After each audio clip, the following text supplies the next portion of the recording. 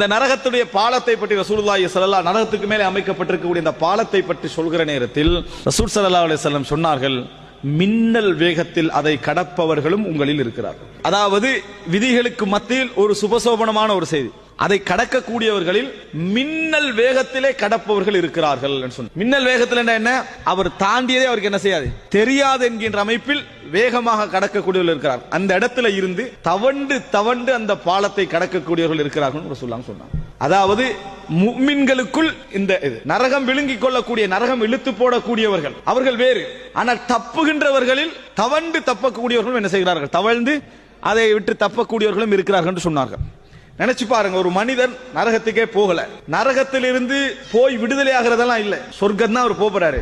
ஆனால் தவழுதல் என்பதை போல ஒரு அதாப் இருக்குமா? நம்ம அந்த நரகத்தை கண்டுகொண்டு அந்த இடத்தை தாண்டுவது போல ஒரு அதாப் இருக்குமா? அதனால தான் ரசூலுல்லாஹி ஸல்லல்லாஹு அலைஹி வஸல்லம் சொன்னார்கள், மன் பத்தஅ பிஹி அமலுஹு லம் யுஸ்ரி பிஹி நஸபுஹு என்று சொன்னார்கள். எவரது அமல் ஒருவரை தாமதமாக்கி விட்டதோ அவரது பரம்பரை அவரை கொண்டு போய் சேர்க்காதன்னாங்க ரசூல் ஸல்லல்லாஹு அலைஹி வஸல்லம். மன் பத்தஅ பிஹி அமலுஹு, எவரது அமல் ஒருவரை ஸ்லோவாக்கிட்டோ, மெதுவாக்கிட்டோ, அவரது பரம்பரை நசபு, நான் அந்த குடும்பம் இந்த குடும்பம் என்றது அவரை கொண்டு போய் என்ன செய்யாது, வேகமாக்கி சேர்க்காது அப்படின்ற ரசூலுல்லாஹி ஸல்லல்லாஹு அலைஹி வஸல்லம் சொன்னார்கள். அப்ப அமல் ஒருவரை ஸ்லோவாக்குறதுன்றது எது? இந்த இடத்தை நம்ம தாண்டது. அன்புள்ள சகோதரர்களே, நினைத்து பாருங்கள், ஒரு மனிதன் நரக விடுதலை என்பதை பற்றி சிந்தித்தாலேயே முதலாவது அவர் சிந்திக்க வேண்டிய இடம் இதுதான்.